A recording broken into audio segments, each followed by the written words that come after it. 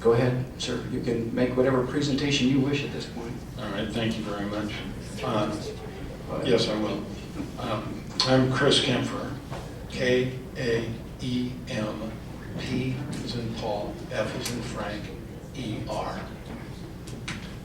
I am here on behalf of the pilot Flying J. With me in the audience are Victor Campbell of Bullock Brothers, Roger Freeman of Superior Engineering to address any traffic issues that you might have, and Mr. Steve Ward of Pilot, should you have any questions appropriate for his consideration. Let me start out by clarifying that this is a travel center. And the comment made by the one woman was entirely appropriate and accurate. Trucks stop there, so it's also a truck stop, but it is a travel center. And why that is important is because the statement made by the gentleman is accurate. Our travel centers are used by motorists of all kinds. In fact, 2/3 of our vehicle traffic is car traffic. That is why our facilities are designed, operated, and maintained so that families feel comfortable and welcome. We operate at a level of customer service and cleanliness that is second to absolutely no one. But at the same time we serve the needs of the traveling public, we are also a local business that wants to serve and be part of the community in which we are located. That brings us to the second point. We are as much a commercial center as anything else. We provide restaurants and retail for not just the traveling public, but for the local community as well. As you can see from the site plan,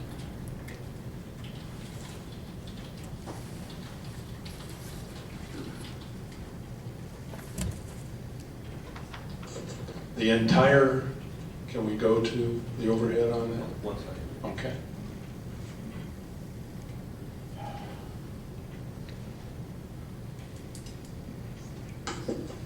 As you can see from the site plan, the travel center is located in the dark area.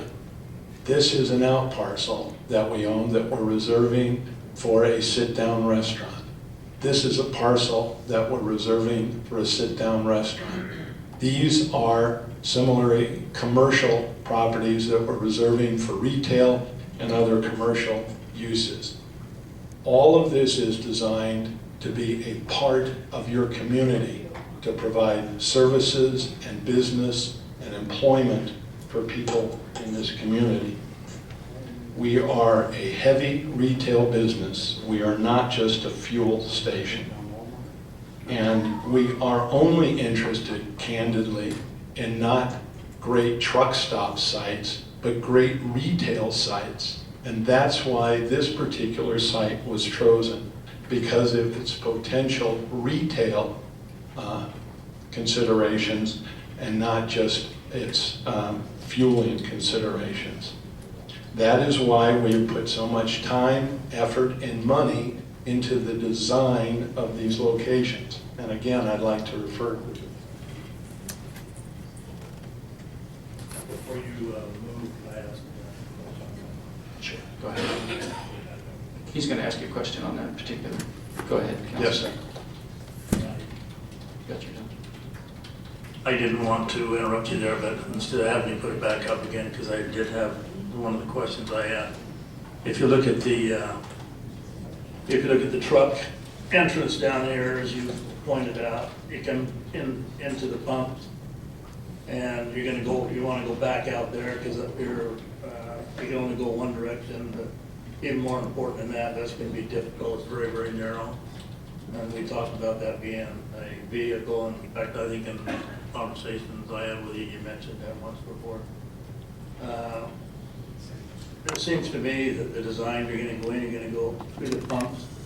How are you going to get, if you got all this other down here is all parking, you're going to have to go out in that parking lot and turn around and get back out here. How are you going to get those trucks turned around? They're going to have to go around in front of the building, or Well, our traffic The engineer, if design you want that appears question answered now, we can do it.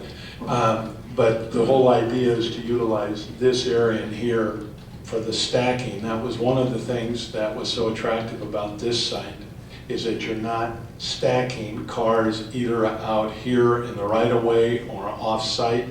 We have enough room to stack them here on this property. But if you want that question answered now, Councilman, we can do that. This is Mr. Roger Freeman of Superior Engineering. Then I'll continue if I might. Good afternoon, good evening. The routes that we were looking at taking with those trucks would be coming in, come through and come back around. There's enough room to make those turning movements, so that's why it was set where it was set. If it wasn't, they could move it further to the south, but I think there's plenty of room to make that move. I think the ones at this far end, the truck at this far end, that are certainly not gonna be able to make that turn. This was- The other, and anyway, that's not an important issue anyway, it just struck me funny the way it was. Sure, it's important. They could always move it further south if they need to Yeah. for that turning movement. Okay, one more question, and then you can go back to the others. The other parcels, in our discussions, on these parcels down here, one of the things that was mentioned was a truck maintenance center where you would have a large building, you could pull trucks in probably for tires and maintenance and whatever. How is that, where do you intend to put that?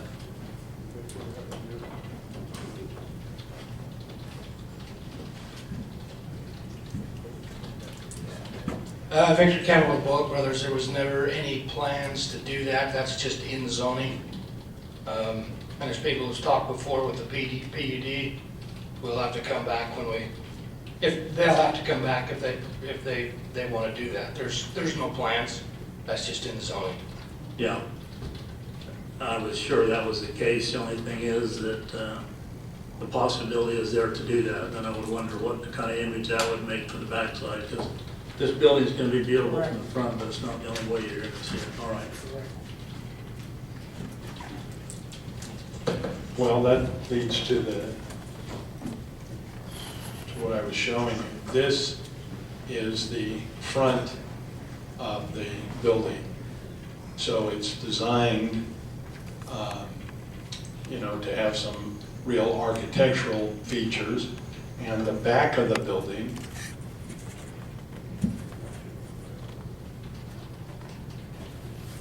this is, again, a rendering of the front where it says Marketplace. And then the back of the building is the same. And it says welcome drivers. So it's not a situation where the front of the building is going to have one look and the back of the building will have another. This is designed to be first class all the way. This is an investment in these buildings and structures, not including the ancillary restaurants and other retail uses, of over $9 million. So they are certainly committed to doing it right. Now let's talk about the site location for a minute. I have spoken with highest level management in Pilot, and they have told me that they looked at several sites in Mesquite over the past year. The other options they evaluated, including a couple that were mentioned tonight, did not work, either because they were not cost effective because of what was already on them, or had inadequate or non-existent infrastructure. I know there's been comments about 118. I can guarantee the Pilot will not build, and no one is going to build in hopes that a interstate exchange is built sometime in the future. What you are asking in that particular case is that Pilot go away and then hope that they come back should 118 at that point in time be available. The site before you tonight, and I am authorized to say this on behalf of Pilot, and they say it very respectfully, and I mean that very respectfully, that this is not a case whether they can or will move to another location. They have looked at this location for over a year. This is the only location to them that works in Mesquite. Now, again, we were talking about the site plan.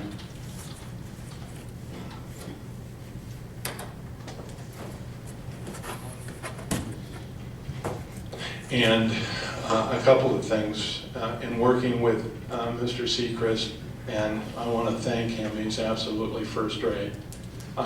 He made sure, and we agreed absolutely, that nothing would go on Old Mill Road. So the traffic comes in, and again, our traffic engineer is here to address any specific issue. The traffic comes here. This is for right in and right out for cars and for RVs. This is intended for the trucks. There's no way a truck's going to make this particular turn. So the trucks come in right here. They can, we have been told, do the turnaround, come out, they stack here, and they leave and go this way back onto the freeway. They will not be exiting and going down Sand Hill to Old Mill Road. The traffic engineer has indicated that some resynchronization of the lights might be required to make sure that the trucks move through there quickly. But, and again, he can represent this himself, but he has told me and told your staff that this, and his report indicates, it's a level of service C, and according to him, it's more closer to a B than it is anything close to a D. It's kind of like my grades in high school, C+ at the best. So anyway, so what I'm saying is the engineer has looked at the traffic issue there. With regard to the zone change and master plan amendment, we've worked very closely again with your planning staff to come up with something that we believe works for everyone. And we wish again to thank staff. It was their idea, and I think a very good one, to make the zoning CR2 with a PUD. If you look at this zoning here is, all of this essentially in here is either hotel zoning or CR2 right now. So it's not like we're creating an inconsistent zone there. It's already HT here down here, and it's CR2 all the way around here. So we're actually zoning it in accordance with zoning that already exists.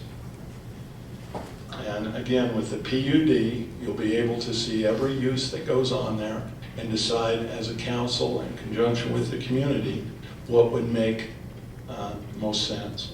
Now, I want to go briefly into the economic impact that this location will have on the community and its citizens and the timetable for construction. Sometimes you get projects and you don't know whether they're real or not or when they're going to begin.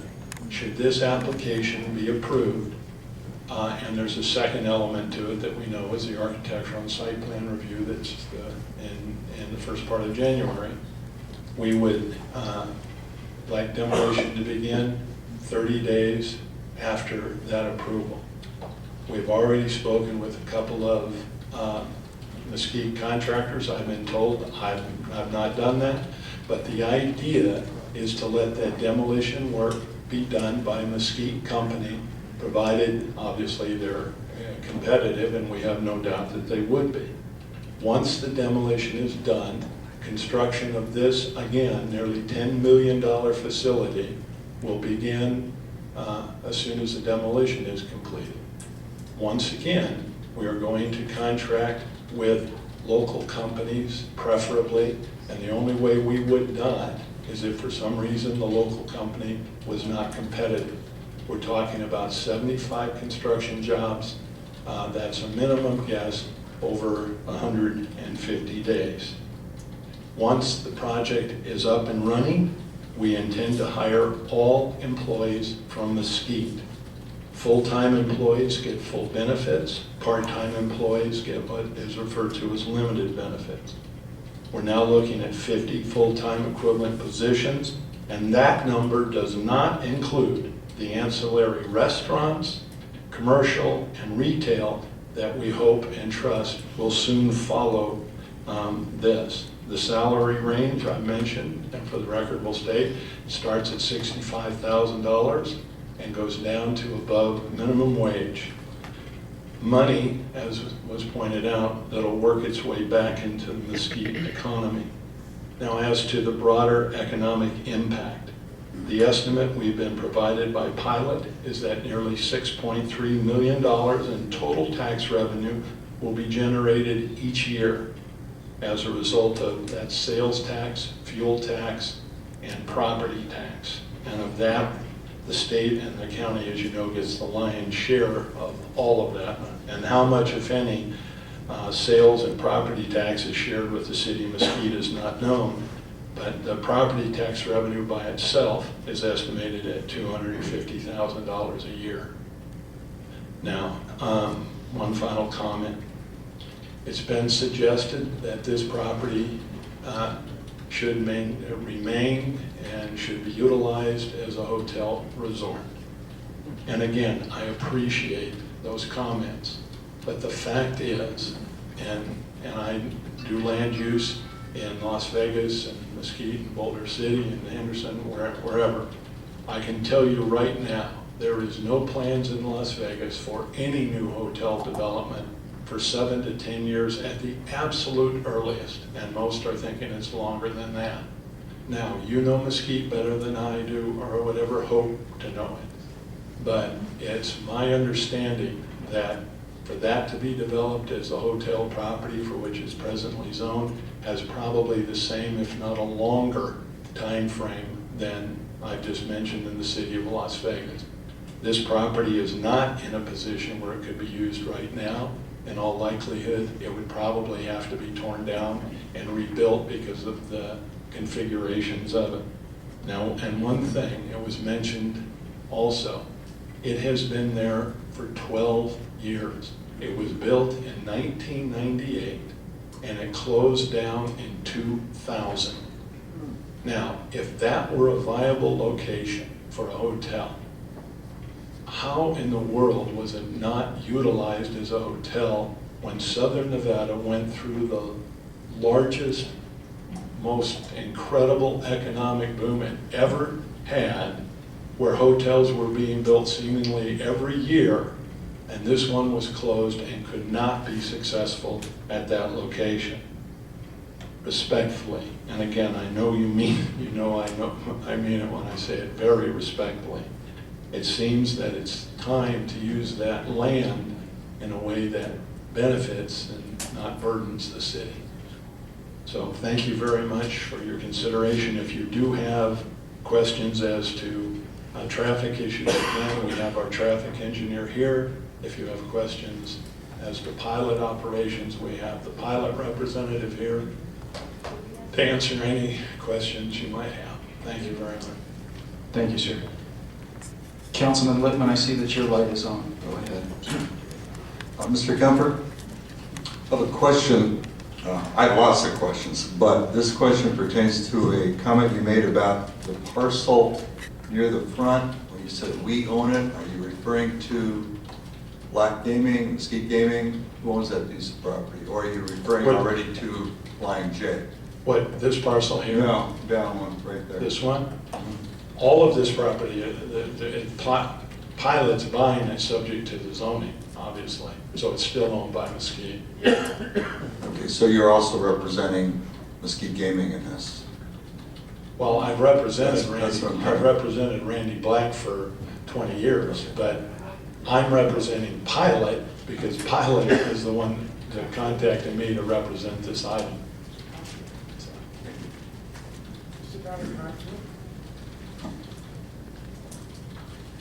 Said you had more questions, Councilman?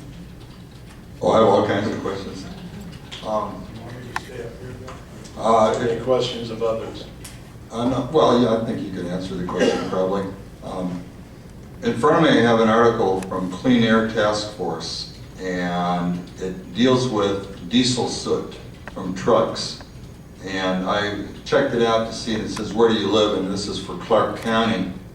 And this is a comment because this question was raised to me because of the proximity of this facility to the public parks behind it, and the recreation center and the school nearby, even though the trucks wouldn't be driving past there. And they state the lifetime cancer risk from diesel soot in our community, referring to all of Clark County, exceeds the risk of all other air toxics tracked by EPA combined.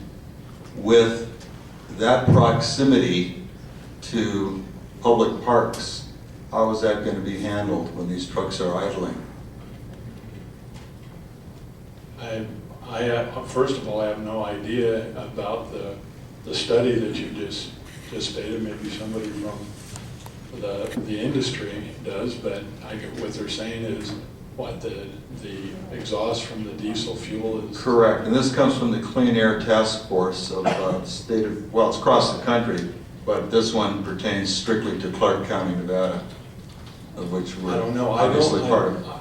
Councilman, I seriously don't mean to be flip, but you can find anything that says you're not supposed to live near, you know, electrical wires That's or true. restaurants or roadways, or I don't know how to answer that. But they are facts. Yeah, this is spelled out specifically for Clark County and how the analysis was performed, et cetera, et cetera. So it's not just something that somebody just threw on the internet because they had nothing better to do. Well, I assume though, Councilman, without being flip, I mean, if in fact that's the case, there's probably no place in Mesquite you'd want a truck stop if there's any people otherwise might be around it. Well, you know, That's another issue, but That's another issue, I'm correct. just saying that. Okay. I also have another question for you. The attorney for Flying J, Marshall Drake, I believe that's how you pronounce his name, in Solano, California, in 2009 was negotiating with Dixon, California for a Flying J, which they finally approved. But the comments were made in their negotiations that the tentative approval of the project came down to building the much-needed infrastructure, which was water, sewer, and other utility lines for development in this particular community. And it quotes, with CFJ Properties and Flying J promising to do for this project. But this, of course, this site already has all of that, so you wouldn't have to do any of that. But then that rules out, obviously, other properties. They also talked about Flying J would be responsible for construction of significant infrastructure, including traffic circulation. How are they prepared to handle some of this? Because there's certainly traffic circulation issues, even though it's a Class C. How are they prepared to handle the fact that there's traffic? No, how would they mitigate some of this traffic if that is definitely a concern of a number of the people here? I'll give you a prime example. This afternoon at exactly 4 o'clock in the afternoon, coming north from City Hall at Sand Hill, right prior to turning onto the freeway to head towards Las Vegas, there were 4 cars in the turn lane, the stack lane. That doesn't leave room for even one truck. So if a truck comes out of the truck stop, they can't see that far up the line. They've got to come out into the street. We've got a very, very small corridor right there. With 4 cars, that's not a lot. That's equivalent of one, barely a triple, if that. How would that be handled the way the current streets are configured? Well, what I can tell you is the way that it normally is handled is that there is a traffic issue that can be mitigated by adjustments on site. Working with your traffic people, we determine the best way to make something work. If the traffic engineer, and I want to make that clear, before we even got involved in this, your staff recommended, and it was a good recommendation, that we contact a traffic engineer and see what the traffic study would show. And it showed that under no circumstances would there be anything less than level C, which is what the city requires in terms of adequate traffic mitigation. So I'm just saying, if there's other things that need to be done, we're happy to work with your traffic department and seeing what can be done, whether it's something as seemingly as simple as synchronization of lights, or if it's you know, adding some decel lane, or doing whatever traffic says they need to be satisfied. We would do whatever traffic wants. And that would be paid for by Flying J? It's always paid for by the applicant, yes, sir. Thank you.